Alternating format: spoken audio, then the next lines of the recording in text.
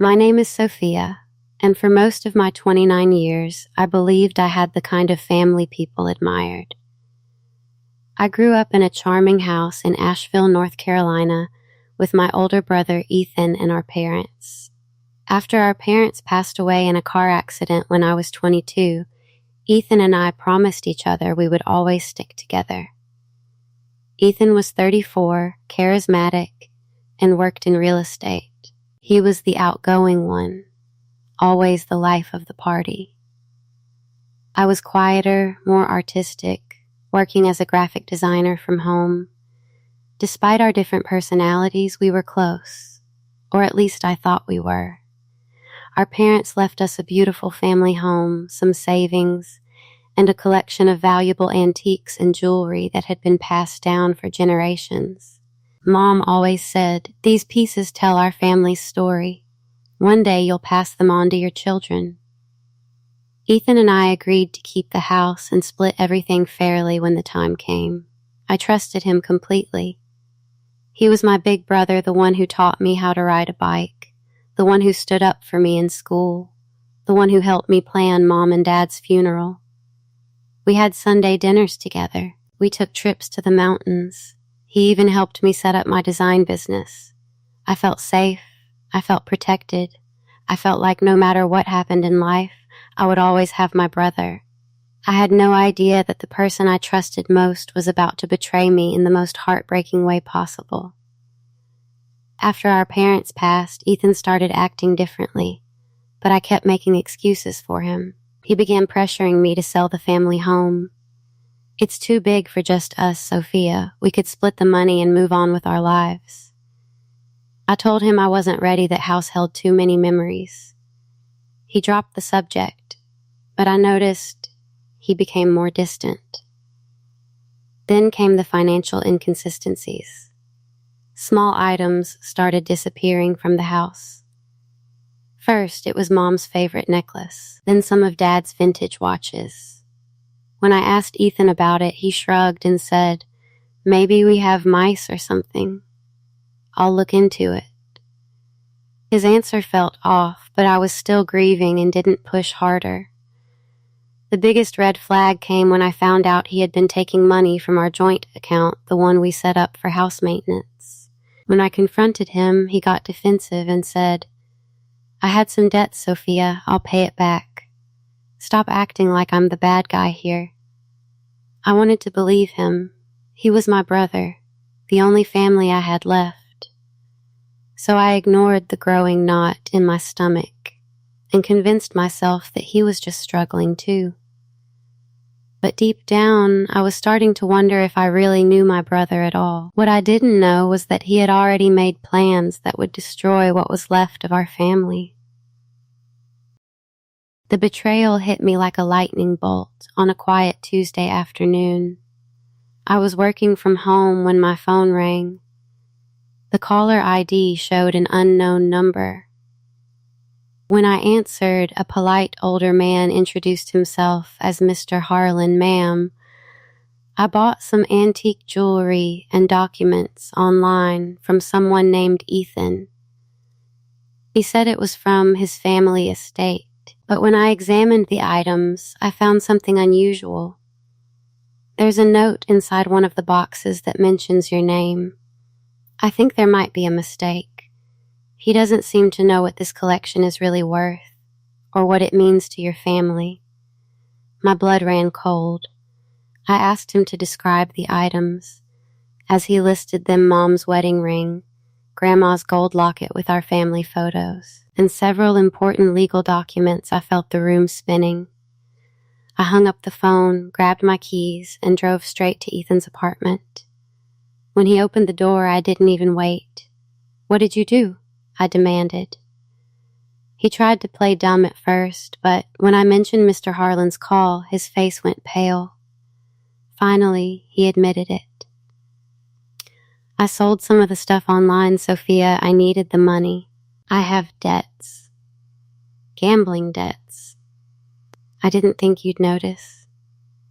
He had been secretly selling off our parents' most valuable possessions, things that were supposed to stay in the family. He had already sold thousands of dollars worth of items without telling me. The brother I trusted with my life had been stealing from me behind my back. In that moment, standing in his doorway, I felt my entire world collapse. The one person I had left had betrayed me. The days after discovering Ethan's betrayal were some of the hardest I've ever faced. I felt completely alone. The last remaining member of my immediate family had stolen from me. He didn't just sell items, he sold pieces of our parents' legacy. Things that were supposed to be passed down to my future children. I cried for hours every night. The grief of losing my parents came rushing back, mixed with this new, sharper pain of betrayal. I couldn't eat. I couldn't sleep. I barely left my apartment. I tried calling Ethan multiple times, but he either ignored me or got angry, saying I was overreacting and that he would handle it. His lack of remorse hurt almost as much as the theft itself. I started questioning everything. Was our entire relationship a lie? Did he ever really care about me? Or was I just convenient? The self-doubt was crushing.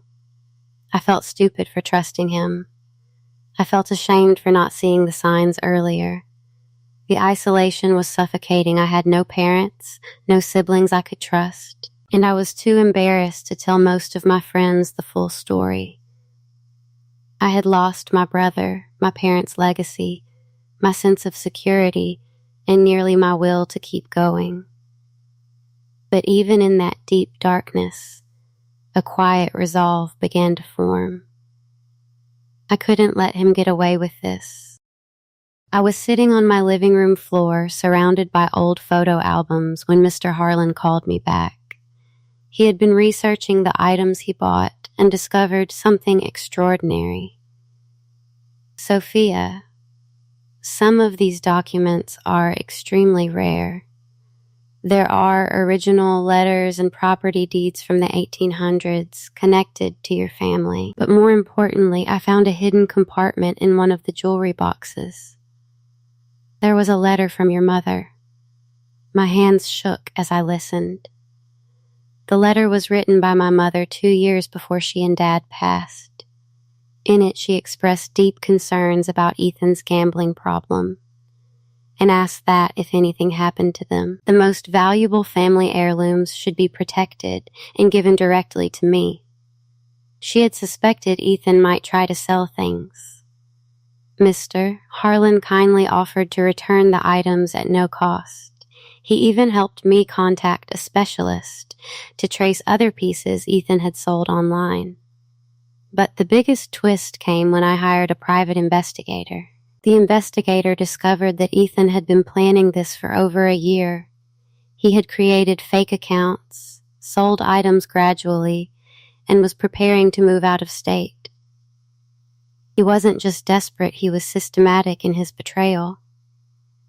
I sat there, holding my mother's letter, tears streaming down my face. My own brother had been robbing me while pretending to be my protector. The pain was immense, but so was my resolve. I now had proof, and I was going to use it. With the letter from my mother and all the evidence Mr. Harlan helped gather, I finally had what I needed to fight back. I hired a determined lawyer who specialized in estate disputes. Together, we spent weeks building an airtight case.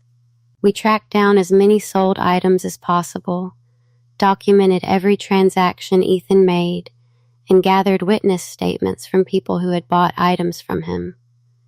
This wasn't going to be an emotional screaming match. I wanted this to be smart, calculated, and legally devastating. While preparing, I focused on my own healing.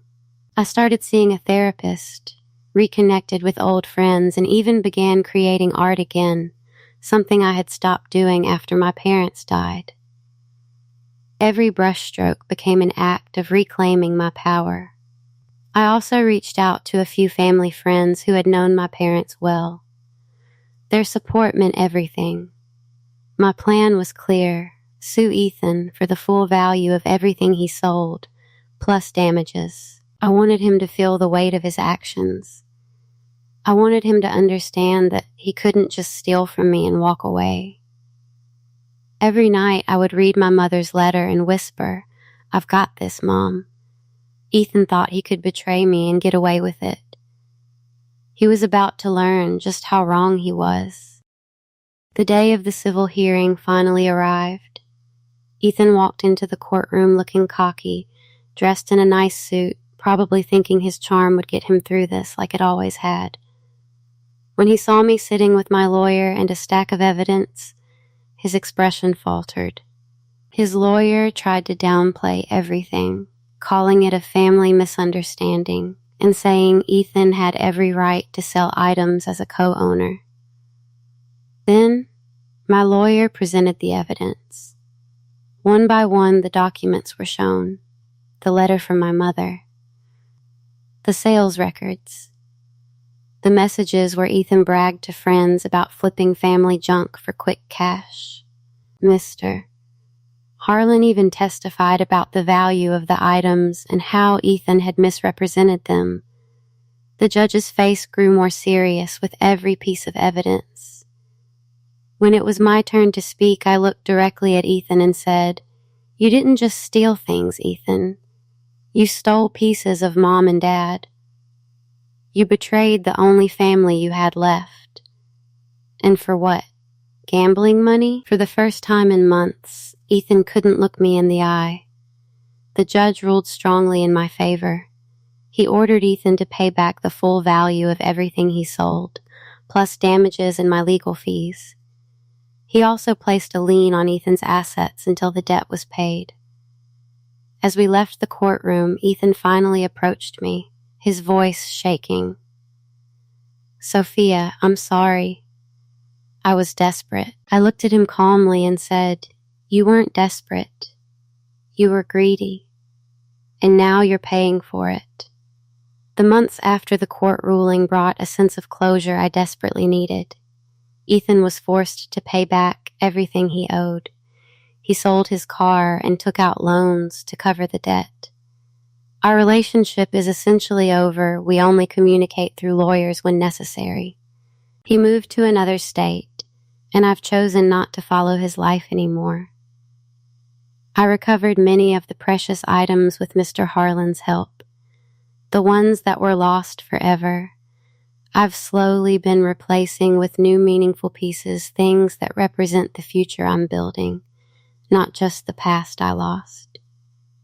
I turned the family home into a warm, peaceful space filled with love again. I started hosting small art workshops there, helping others find healing through creativity.